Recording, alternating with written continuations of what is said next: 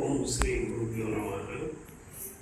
ಗುರು ಬ್ರಹ್ಮ ಗುರು ವಿಷ್ಣು ಗುರುದೇವ ಮಹೇಶ್ವರ ಗುರು ಸಾಕ್ಷಾತ್ ಪರಬ್ರಹ್ಮ ತಸ್ಮೈ ಶ್ರೀ ಗುರುವೇ. ನನ್ನ ಆರಾಧ್ಯ ದೇವರಾದಂಥ ಉದ್ಧಾರಕರ್ತರಾದಂಥ ಸಮರ್ಥ ಸದ್ಗುರು ರಂಗರಾವ್ ಮಹಾರಾಜರಡಿಯವರಿಗೂ ಹಾಗೂ ಸಮರ್ಥ ಸದ್ಗುರು ಗಣಪತರಾವ್ ಮಹಾರಾಜರಡಿಯವರಿಗೂ ಭಕ್ತಿಪೂರ್ವಕ ಶಿರಸಾಷ್ಟಾಂಗ ನಮಸ್ಕಾರ ಸಲ್ಲಿಸುತ್ತಾ ಉತ್ಸವದ ಸಮರ್ಥ ಸದ್ಗುರು ಸದಾನಂದ ಮಹಾರಾಜರಿಗೂ ಕೋಟಿ ಕೋಟಿ ಶಿರಸಾಷ್ಟಾಂಗ ನಮಸ್ಕಾರ ಸಲ್ಲಿಸುತ್ತಾ ಕಬೀರದಾಸರು ಒಂದು ದೊರೆಯವಾಡಿ ಹೇಳ್ಯಾರ, ಸಂತರು ಸಂತರ ದರ್ಶನ ದೇವ ದರ್ಶನ ಸ್ವಲ್ಪವೂ ಭೇದವೇ ಇಲ್ಲ, ಮನಸ ವಾಚ ಕರ್ಮನ ಸಂತನೇ ಭಗವಂತ ಅಂತ ಕಬೀರದಾಸರೇ ಹೇಳ್ತಾರೆ. ಅದಕ್ಕಾಗಿ ಇಲ್ಲಿ ಕೂಡಿದಂಥ ಎಲ್ಲ ಪೂಜ್ಯರಿಗೂ ಗುರು ಹಿರಿಯರಿಗೂ ತಾಯಂದಿರಿಗೂ ಭಕ್ತಿಪೂರ್ವಕ ಪ್ರಣಾಮಗಳು. ಸಾಕಷ್ಟು ಟೈಮ್ ಅಂತೂ ಆಗ್ಯದ. ನನ್ನ ಕಡೆ ಯಾವುದು ಲಕ್ಷ ಇಲ್ಲ, ಎರಡನೇ ಮಾತಿಲ್ಲ. ಮುಂದಿದ್ದು ಏನಪ್ಪ ಅಂತಂದ್ರೆ ಸಮಯ ಕಡೆಯೂ ಗಮನ ಕೊಡಬೇಕಾಗ್ತದೆ. ಪೂಜ್ಯ ಕಬೀರದಾಸರು ಹೇಳಿದಂಗೆ ಸದಾನಂದ ಮಹಾರಾಜರ ಅವತಾರ ಬೇಡ, ರಾಮಣ್ಣವರು ಹೇಳ್ಯಾರ, ಶಂಕರಣ್ಣವರು ಹೇಳ್ಯಾರ. ಸುಮ್ಮನೆ ಮಾತಾಡೋ ಮಂದಿ ಅವ್ರ ಚರಿತ್ರೆ ಒಳಗೆ ಬರ್ತದ. ಸಣ್ಣಾಗಿದ್ದ ಭಾಳ ಉಡಾಳಿದ್ದು ವಿಚಾರ ಮಾಡ್ರಿ. ಅಂಥ ವ್ಯಕ್ತಿ ಪರಿವರ್ತನೆ ಆಗಬೇಕಾದ್ರೆ ಗುರುಕೃಪ ಅಂತ ವಿಶ್ವನಾಥ ಮಹಾರಾಜ ಅಂದ್ರೆ ಸಾಮಾನ್ಯ ಇಲ್ಲ. ವಿಜಾಪುರದಿಂದ ಅವರು ಭಕ್ತಿ ಅರಿತು ಭಾವ ಅರಿತು ಇಲ್ಲಿ ಬಂದು ನೆಲೆಸಿದರು.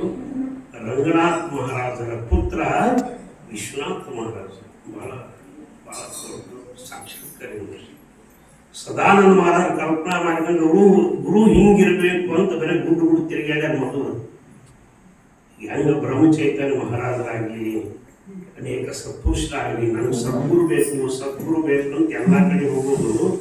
ಇವರು ಮಾತಾಡೋದು ಯಾವಾಗ ಅಂದ್ರೆ 12 ವರ್ಷ ಆದ ನಂತರ ನೀ ಹಾಗೂ ಯಾವ ಬಂದಿ ಎದಕ್ಕೆ ಬಂದಿ ಅಂತ. ನಾವು ಹಂಗಿಲ್ಲ, ಗುರುವಾರ ಮುಂಜಾನೆ ಹೊತ್ತು ಉಪದೇಶಕ್ಕೆ ಮಾತ್ರ ರೈಟ್ ಮನೆಗೆ 12 ವರ್ಷ ತಿರುಗಾಡ್ಯಾರ. ಎಷ್ಟೋ ವರ್ಷ ಸದಾನಂದ ಮಹಾರಾಜರು ತಿರುಗಾಡ್ಯಾರ. ಹೆಂಗ ಅವಾಗ ಆಕಾಶವಾಣಿ ಆಗ್ತದ್ರಿ, ನೀ ಇಲ್ಲಿ ಹೋಗು. ನಮ್ಮ ಜನವಾಡ ಅಂದ್ರೆ ಏನು ಸಾಮಾನ್ಯ ಅಲ್ಲ, ಜಮಖಂಡಿನೂ ಸಾಮಾನ್ಯ ಅಲ್ಲ. ಜಿತಾ ಭಗವಂತನೇ ಪಡಿಸಲಿ ಮುಖಾಂತರದಲ್ಲಿ ಸ್ವತಃ ರಾಮದೇವ್ ಸ್ಥಾಪನಾ ಮಾಡಿದ ಲಿಂಗದ ನದಿವರೆಗೆ ಮುಗಿಯಲ್ಲ ಮತ್ತು ಬೇರೆ. ಆಮೇಲೆ ಜನವಾಡಕ್ಕೆ ಬಂದಾಗ ನಮ್ಮ ಜನವಾಡ ಜಾನೀನಿ ಋಷಿಗಳ ತಪೋಭೂಮಿ ಸಾಮಾನ್ಯ ಅಲ್ಲ. ಅಲ್ಲಿ ನಮ್ಮ ರಾಮದೇವರು ಬಂದು ರಾಮೇಶ್ವರ ಪ್ರತಿಷ್ಠಾ ಮಾಡಿ ಹೋಮ ಹವನ ಎಲ್ಲವನ್ನು ಮಾಡಿ ಜನವಾಡದಿಂದ ನೇರವಾಗಿ ಗದಗಲಿಗೆ ಹೋಗ್ಯಾರ. ರಾಮದೇವರು ಗದಗಲಿ ಒಳಗೆ ಸ್ಥಾಪನಾ ಮಾಡಿ ನದಿ ದಂಡಿಗೆ ಅಲ್ಲಿಂದ ಜಮಖಂಡಿಗೆ ಬಂದ. ಈಗೇನ ರಾಮತೀರ್ಥ ಅಂತದಲ್ಲ, ಸ್ವತಃ ರಾಮದೇವರು ಮಾಡಿದ್ದೆ ಸ್ಥಾಪನಾ ಮಾಡಿದ ಲಿಂಗ. ಇಲ್ಲಿಂದ ಅಂದ್ರೆ ತಾವೆಲ್ಲ ಸಂಚಾರ ಮಾಡೋದ್ನ್ಯಾಗ ರಾಮತೀರ್ಥ ಲಿಂಗ ಸ್ಥಾಪನಾ ಮಾಡಿ ಕೊಡ್ತೀನಿ. ನಿರ್ಗುಣದಾಗ ನಿಜಾನಂದ ಪ್ರಾಪ್ತ ಆಗ್ಬೇಕಾಯ್ತಂದ್ರೆ ನೀನು ಗುರುವಿಗೆ ಶರಣಾಗಬೇಕು. ಬಡತನ ಪರಿಸ್ಥಿತಿ 1 ಪಾಸ 2 ಪಾಸ ಮಾಡುತ್ತಾ ಹೈರಾಣಾಗಿ ಆ ಶರೀರ ದಂಡನೆ ಮಾಡಿದ್ರು.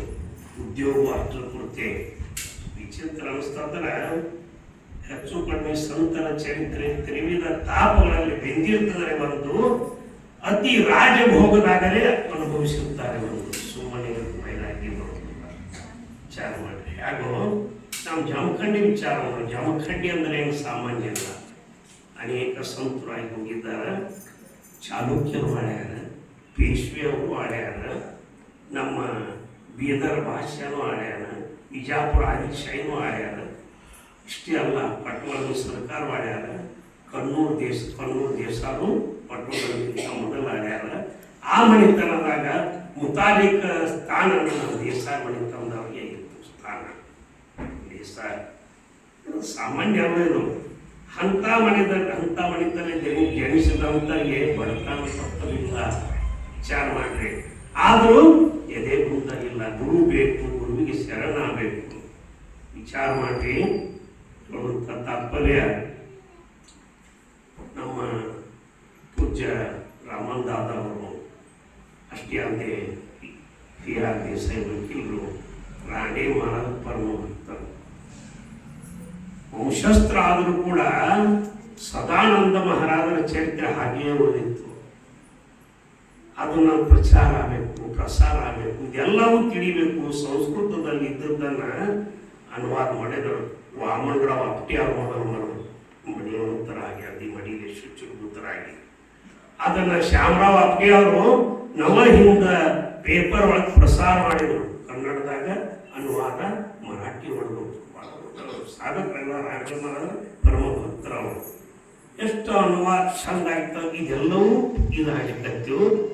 MD ಇದು ಕನ್ನಡದಾಗೂ ಆಗಬೇಕಂತ ಹಿಂದಾಗಡೆ ಆಯ್ತು. ಆವಾಗ ಅದನ್ನು ನೋಡುವವರು, ಮಾರ್ಗದರ್ಶನ ನೀಡುವವರು ಯಾರಂದ್ರೆ ಪೂಜ್ಯ MD ಕಾಡಿಲ್ಕರ್ ಅವರು, ನಮ್ಮ ಕಾಕ ಅವರು KB ಜೋಶಿ ಅವರು, ಅಲ್ಲದೆ ಅಪ್ಟೆ ಅವರು, CB ಅಪ್ಟೆ ಅವರು ಎಲ್ಲವೂ ಮಾಡಿ ಇದು ಭಕ್ತರಿಗೆ ಮುಳುಪಿ ಸಂದೇಶ ಅಂತೇಳಿ ರಾಮಂದಾದ ಅವರು ಪ್ರಕಟಣೆ ಮಾಡಿದಾಗ ಗುರುದೇವರು ಟ್ರಸ್ಟ್ನವರು ಆಗಲಿ, ದೊಡ್ಡ ಮಹಾತ್ಮರಿದ್ದಾರ ಆಗಲಿ ಅಂತೇಳಿ ಸಾಮಾನ್ಯಲ್ಲ ಸಾಕ್ಷಾತ್ ಕಾಳ ಸಿದ್ದೇಶ್ವರ ಮಹಾರಾಜನ ಸಾಕ್ಷಾತ್ಕಾರ ಪಡುವಂತ ಮಹಾಸತ್ಪುರುಷರಿ ಸುಮ್ಮನೆ ಅಲ್ಲೇ ಮಾಡ್ಯ ರಾಮರಾವ್ ಎರಗಟ್ಟಿಕರ್ ಅಂತ ಭವಸಮರದ ಅಡಿಗೆ ಮಾಡ್ತಿದ್ರು.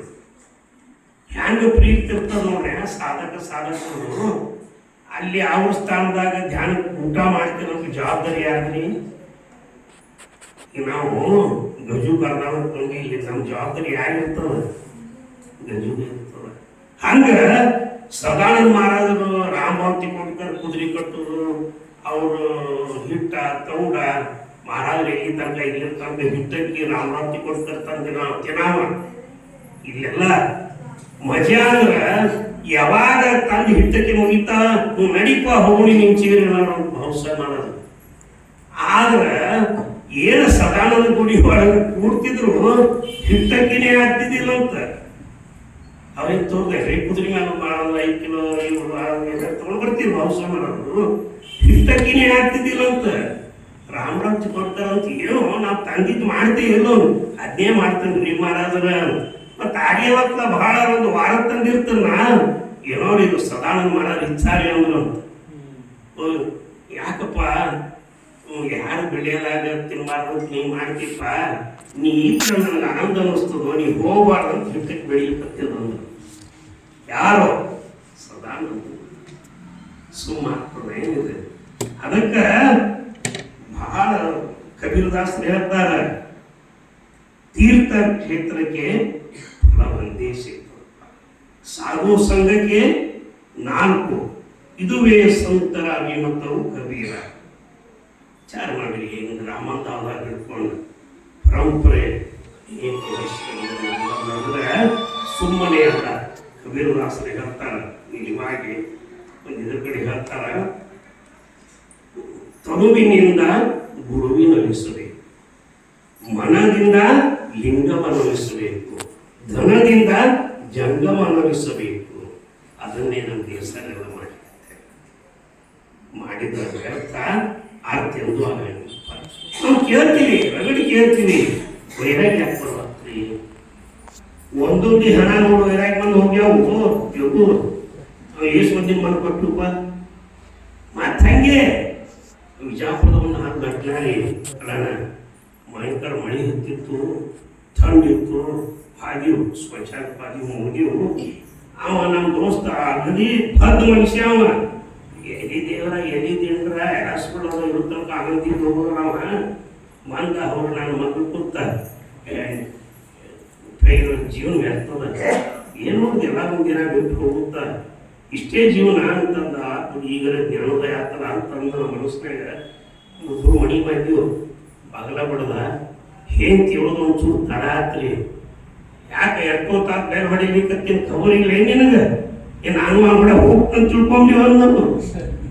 ಇಷ್ಟೇ ವೈರಾಗ್ಯ, ಉದರ ವೈರಾಗ್ಯ, ಪ್ರಸ್ತುತಿ ವೈರಾಗ್ಯ, ಸ್ಮಶಾನ ವೈರಾಗ್ಯ. ತಾತ್ಪರ್ಯ ಏನದ ಉಳಿಬೇಕು. ಬಹುಸಮರ ಏನ್ ಹೇಳ್ತಿರು, ನಾಳೆ ಹೋಗ್ತಂತ ಈಗೇ ಧ್ಯಾನ